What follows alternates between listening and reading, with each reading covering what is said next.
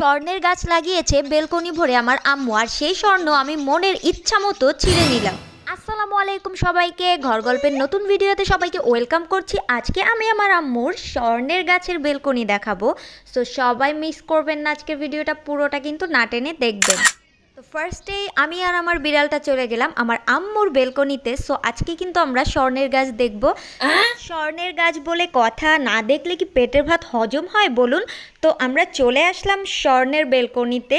So দেখতেই পাচ্ছেন এই যে 24 ক্যারেট স্বর্ণ ঝুলে আছে আমার আম্মুর স্বর্ণের গাছে। দেখতেই পাচ্ছেন কত বড় স্বর্ণ।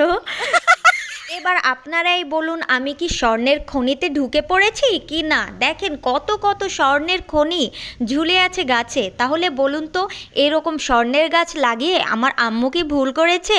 একদম কিন্তু ভুল করে নাই। এত এত যদি স্বর্ণের খনি গাছে ঝুলে থাকে, তাহলে আমরা কেন 1.5 লাখ 2 লাখ টাকা দিয়ে স্বর্ণের ভরি দিয়ে গয়না পরবো? এইগুলো দিয়েই তো মানিয়ে আমরা গয়না পরতে পারি, কি বলেন তাই না? বিয়ের অনুষ্ঠান বলেন বা দাওয়াত বলেন বা যে কোনো অনুষ্ঠান বলেন, এইরকম গয়না যদি আপনি পরে যান না গলার মধ্যে, তাহলে মানুষ একদম তাক লাগিয়ে যাবে। একদম আপনি হচ্ছে পুরো আপনাকেই দেখবে শুধু, আর কাউকে দেখবে না। তো যাই হোক বাবা, অনেক মজা করে ফেলছি। আর সত্যি বলতে কিন্তু আমার আম্মু এটা স্বর্ণের গাছই লাগাইছে। কারণ যদি মরিচের কেজি হচ্ছে আপনার 1200 থেকে 1300 টাকা হয়, তাহলে কি এটা স্বর্ণের থেকে কোনো অংশে কম? হ্যাঁ, যে মরিচ 2 দিন বাসায় রাখলে পচে একদম নষ্ট হয়ে গলে যায়, সেই মরিচের কেজি যদি 1200-1300 টাকা হয়, তাহলে তো এরকম মরিচ গাছ একটা স্বর্ণের খনি বলা চলে। ভাবি, এই সামান্য আলু পেঁয়াজ মরিচের দাম হুট করে যেই হারে বাড়ে, তাতে আমার মা তো সবসময় আমাকে গাধাই বলে। আমার দামও এভাবে হুট করে বেড়ে যাবে, তখন আমি আমার আম্মুকে কিন্তু পাত্তা দিব না। যাই হোক, এই সোনার খনিগুলো আমি ছিঁড়ে নিচ্ছিলাম, কারণ বলা তো যায় না চোর ডাকাতের যে উৎপাত হয়েছে, কখন কোথা থেকে চোর ডাকাতে এসে হামলা করে। এজন্য হচ্ছে এগুলা ছিঁড়ে নিয়ে লকারে ঢুকাবো ভাবতেছি। যদিও এখন তাদের দাম কমে গিয়েছে, কিন্তু বলা তো যায় না কখন হুট করে আবার তাদের দাম বেড়ে যায়। শুধু কি এদের দাম বেড়ে যায় তাই ভেবেছেন? তা কিন্তু নয়। এদের যারা ক্যামেরাম্যান থাকে, মানে এদের যারা ভিডিও বানায়, তাদেরকেও কিন্তু ভাইরাল করে দেয় এরা। এদের এত ক্ষমতা, বুঝেছেন? মানে এদের নিয়ে যারা যারা ভিডিও বানায় তারা কিন্তু সবাই ভাইরাল। সো এদের কিন্তু মানে এদের সিন্ডিকেটটা অনেক বেশি বড়। ভাইবেন না যে এদের সিন্ডিকেটটা খুব ছোট, এরা কিন্তু খুব সাংঘাতিক। চলুন এবার আমার আম্মু ডায়মন্ডের খনি দেখায়। এই দেখেন, ডায়মন্ডের একটা আস্ত খনি হাঁটাচলা করছে, প্লাস তার লেজও ডেংডাং ডুংডাং ডুংডাং করে নাড়াচ্ছে। মানে তার মনের সুখে লেজ নাড়াচ্ছে। তার লেজটা হচ্ছে ইন্দুরের লেজের মতো। তাতে কি, সেই লেজ নিয়ে খুব ভাবতার। সে খুব সুন্দর করে ছাদে এসে প্রকৃতি বিলাস করতেছে, তাও লেজ নেড়ে নেড়ে। মানে এর থেকে সুখী বিড়াল কি আসে আপনার মনে হয়? সুখী বিড়াল বললাম কেন জানেন?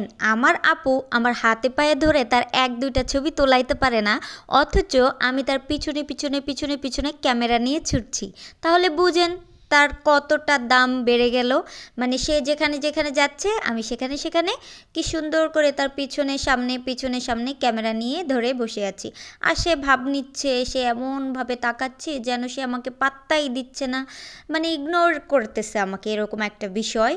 মানে সে হচ্ছে খুব সেলিব্রিটি মানুষ, তাকে আমি ভিডিও করতেছি, সে আমাকে ইগনোর করতেছে, এরকম একটা বিষয়। লেজ নেড়ে নেড়ে এই যে সে চলে গেল, তার ভাব দেখে চলে গেল। যাই হোক, আমিও আর কি তার ভাবের দাম দেইনি। আমি আবার চলে আসছি সেই মরিচ তোলার ভিডিওতে। মানে মরিচ তোলা শেষ হইতেছে না, কি বলবো। স্বর্ণ থেকে খনি উঠাইতে যেরকম সময় লাগে, ঠিক তেমনি আমার এই গাছ থেকে মরিচ তুলতে ঠিক একই সময় লাগছে। মানে এখানে এই যে দেখেন কয়টা মরিচ তুলতে তুলতে তুলতে তুলতে আমি অস্থির হয়ে গেছি। আর এই যে একটা মরিচ, এটাই হচ্ছে পাকছিল, বাকি অনেকগুলা ছিল, ওইগুলো আর কি আমি ছিঁড়ি নেই, কারণ ওইগুলো হচ্ছে একটু মানে কচি। তো যেগুলো একটু মনে হয়েছে ছিঁড়ার মতো, ওইগুলাই ছিঁড়ছি। তো এই যে আমি হচ্ছে আমার আম্মুর পুরো স্বর্ণের গাছ লাগানো বেলকনিটা দেখাচ্ছি। দেখেন পুরো অনেক টাইপের গাছ আছে, শুধু যে মরিচ গাছ আছে সেটা না, আমার আম্মু অনেক শখ করে মরিচ মরিচ গাছ লাগিয়েছিল। যখন মরিচের কেজি হচ্ছে 1200 টাকা, তখন আম্মু আর কি মরিচ গাছগুলো লাগিয়েছিল যে আমি মরিচ গাছ লাগিয়ে মরিচ খাবো। বাট অনেক দিন যাবত এই গাছগুলোতে কিন্তু মরিচ হয় নাই, মানে ফুল এসে এসে ঝরে গিয়েছিল।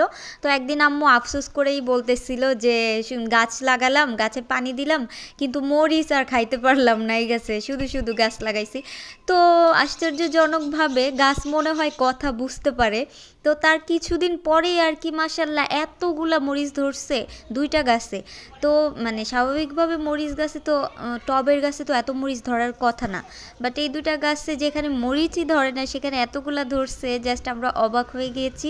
তো তখন আর কি আম্মুর সাথে মজা করে আমরা সবাই বলছিলাম যে গাছ তোমার উপর রাগ করে অভিমান করে আর কি এই মরিচ দিছে, দেখো কত মরিচ ধরছে। তো আমি আর কি শখে শখে আর কি মরিচগুলা ছিঁড়ছি, খুবই ভালো লাগছে। আর এই যে এগুলা পুদিনা পাতা মানে এত বেশি হয়ে আছে আমাদের বেলকনিতে, বাগান হয়ে রইছে।